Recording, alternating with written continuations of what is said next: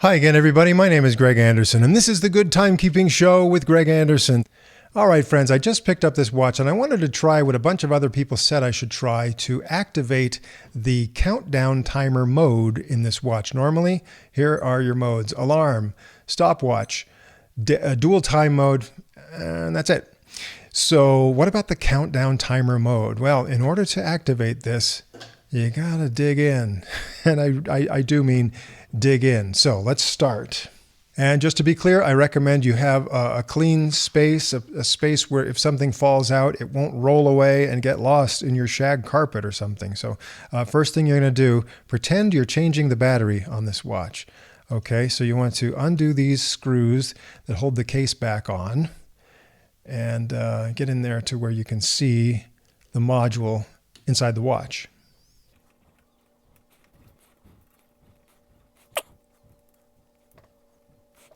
All right, so don't lose the back, don't lose the screws. And there you go. There's a little bit of there's kind of a little O-ring to seal that up. Make sure you don't lose that in the process. Now, I've seen people just forge ahead with this without, taking out the battery. And I think it's important to maybe remove this battery before you start digging any farther. Also, you should keep in mind there's a tiny spring right here, which interacts with the back of the case in order for your alarms to beep and things. If you lose that spring, it won't beep anymore. So just make sure if this spring falls out, you've got it on a surface where it won't get lost, and you'll need to put that back in place as you reassemble all of this. So I'm going to interrupt power to this module by removing this battery right here. And I'm going to take this sticker off. I don't really need that sticker because I know what it says on it. Okay, I'm just going to take a tiny pin here and try to release this little latch that's holding the battery in place. And there we go. Now I can remove this battery. Some folks would say, oh, don't do this without wearing gloves or something. All I did was just wash my hands really well before I started. So I'm going to pull out the module just like this. Okay, and there you go. Set that aside, keep everything clean. Now comes a really tricky thing. I need to disassemble this module. And a lot of this is being held on by kind of these little metal clips. So what I'm going to do is I'm going to take my tiny screwdriver and just sort of release these clips by prying them off just a little bit here. So pretty simple, really. Just patient prying. Okay, so I got that one. That one. Just go around here and pry them all loose.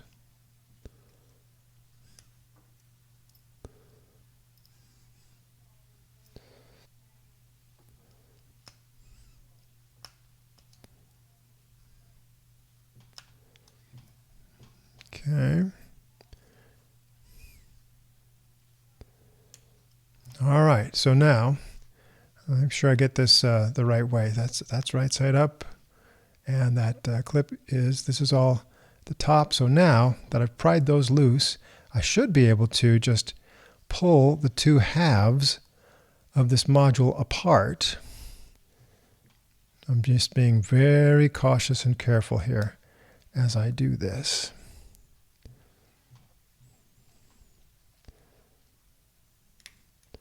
Okay, there we go. And that piece there has a tendency to want to move around. So I'm just gonna set that back where it was and tell it, hey, you stay where you belong, please. So again, that's the okay. All right, and here is the tricky thing. I got this circuit board right here, okay? And the way this works is got a series of little connections here that are soldered together, or they're either open or closed, right? So you either have a little connection between 2 points, which would be called a jumper, electrical connection between 2 points, or it's open. And so way up here is one that is currently has a jumper on it, and I got to open that up, get rid of the electrical connection that's in there. So let's take a close look at that and see exactly what I need to open up. Now, I'm told that by eliminating or adding jumpers to some of these other parts on the circuit board, you might actually activate some other functions like additional alarms. But I'm not going to mess with that right now because you're starting to get into some, well, uncharted territory, even more so. Now, what I just did is not necessarily the recommended method. What you'd really want to have is a very fine-tipped soldering iron to kind of pull that piece of solder off, but I just kind of scraped it off. So I'm going to see if this will work, okay? So at this point, I think I am ready to snap this all back together. Let's just take a quick peek and make sure I've got this the way that it ought to be. Basically just reversing the process of what I unsnapped, putting this all back together. And I'm being very careful, trying not to touch anything more than I absolutely have to make this go. So making sure everything that was unsnapped is snapped back to where it was. Okay, it looks like I got all those. Make sure this one is also okay. It feels like everything is snapped back in place, and through that whole process, that little spring has stayed where I wanted it to be. So now I'm going to replace the battery, put that right back where it was, and kind of let that snap back into place and tighten that right there where that goes in. Now there's a little step you need to take with these Casios.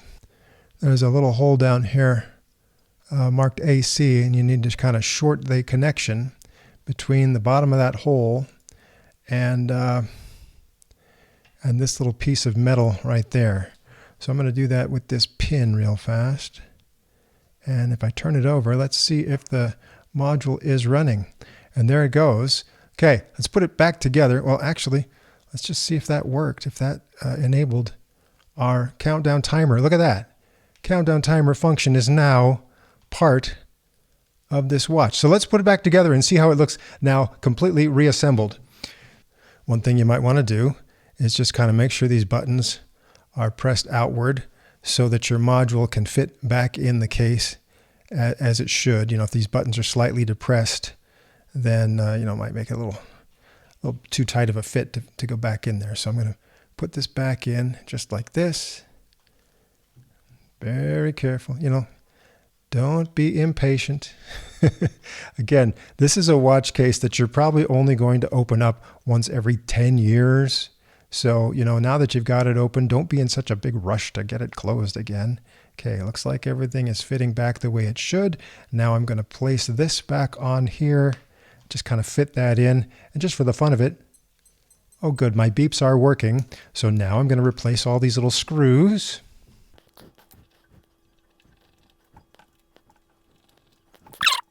And some people have complained that when you do this, you know, you're going to strip the screws and it's not going to be as waterproof as it should be. So what I'm going to show you here is that you don't have to cram these screws in, you know, just get them snug, you know, you don't have to over tighten them because you are screwing them into a plastic case. But I think that's perfectly fine how I did it just now. So, all right, I'm back to, you know, the kind of factory default on the module here. All I have to do is go in and, you know, reset now, just like you would when you reset from a battery. I got to, you know, set the time and the date and all that. But look at how now, when I scroll through the functions, you got, you know, regular timekeeping screen here, alarm, countdown timer, okay, which is a 24-hour countdown timer if you're starting from all zeros, or if you reset it this way and then hold that adjust button down, you can set it to whatever number of hours and minutes you want from from 1 minute up to the full 24 hours. And now you've got a countdown timer just like that. And, you know, you still have your stopwatch, your 24-hour stopwatch, and your dual time mode there. All you've done here with this little modification is added a countdown timer. Now the question would be, why is there a hidden countdown timer feature in there? It does seem kind of strange that if the feature is there, why would they purposely disable that feature by putting a little blob of solder on that connection where I just scraped that solder off? Why would they do that? I really don't know. All I could say is this is me conjecture, okay? I think that a lot of the components in this watch are shared with other watches. And maybe some of those other watches have these other features and they're just activated or deactivated, depending on what exact model of watch it is. Now, as you saw, it's very simple to activate this feature. I don't know why they wouldn't just do that in the factory, maybe charge you an extra $1 or $2 for the watch and have this, this whole other countdown timer function on it.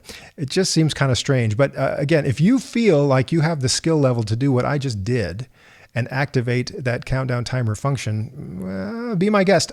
Again, no guarantees. I showed you what I did. I hope if you try it that you don't have some major disaster. But if you do, and you know, I took this risk when I did this, the most I could do was ruin a watch that only cost me about $18 to begin with and learn a life lesson. And I could just go down and buy another watch and leave it alone. So, you know, for me, that was well worth the risk. Okay. I don't want to lead you astray if what I did doesn't quite make sense to you or doesn't work for you. You know, I'm sorry if you try this and it doesn't work, but you saw what I did and it did work. And if you want to be my guest, go out there, find other people's videos and watch how they did it. Some people using a soldering iron and some people just kind of doing what I did, scraping it away. Now, here's the deal. What about this other watch with the slightly different module? Shall I do the modification on this watch too? See how it works? I think I'm pretty well obligated to do that right now, don't you? This one's a little bit different because of the way the strap is held on with these screws, and see that the strap sort of blocks you from taking the cover off without first taking off the strap. So I'm just going to remove these screws, take off the strap, and we'll be able to do this. I hope works just as easy as the other one did. Let's find out.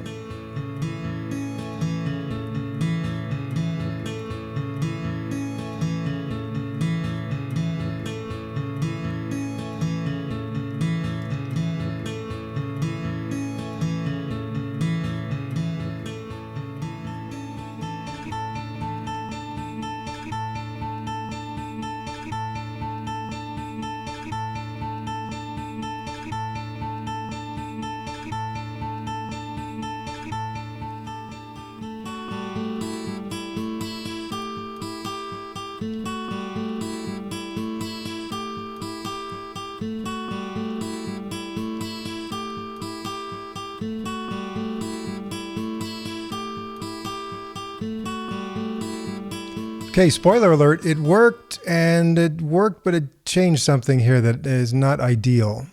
So, okay. So here on this watch where it shows you your alarm mode, whether the alarm or the snooze alarm are set and the signal is set, right here it has the same little indicators, but it doesn't show you any more snooze, alarm, and signal. It doesn't show you what you've activated. So if you remember what you've activated, you know, you can remember that, but yeah, so that's not ideal.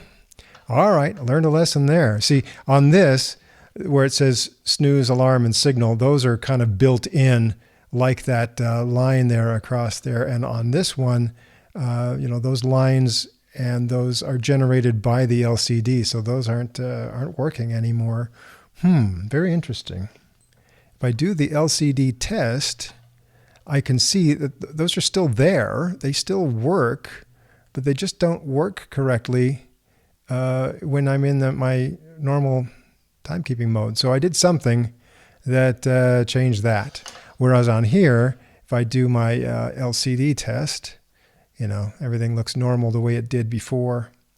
Okay, well, good to know. I still like this watch. It's still very, very useful.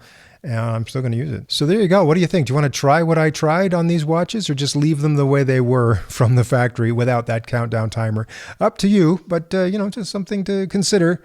And again, if you ruin it, you didn't waste a whole lot of money. I do find it a little humorous when I look through this owner's manual that it says, you know, don't change the battery yourself. Take it back to where you bought it, or take it to you know, an authorized service center to get the battery changed. And I think to myself, now come on, I can change a battery. That's easy enough. It's funny, you wouldn't take this back to Walmart to have them do the modification I just did. But yeah, come on. Well, if you want to be super careful and go buy the book, I guess you would take this back to Walmart? I mean, half the Walmart stores around here don't even have a jewelry aisle anymore. So I don't know who you're going to find at that Walmart store to change the battery on this watch that you bought. So I don't know. I hate to sound like, I'm being a little bit snotty saying I'm not going to take this back to Walmart to have them change the battery. But the truth is I'm not going to take it back to Walmart to have them change the battery. Anyway, so this was fun. I hope you liked it. And I hope maybe you can decide if you want to do this yourself or just leave it the way it was. Thanks for watching this episode. And I will be back soon. Oh, yes, with more episodes of The Good Timekeeping Show.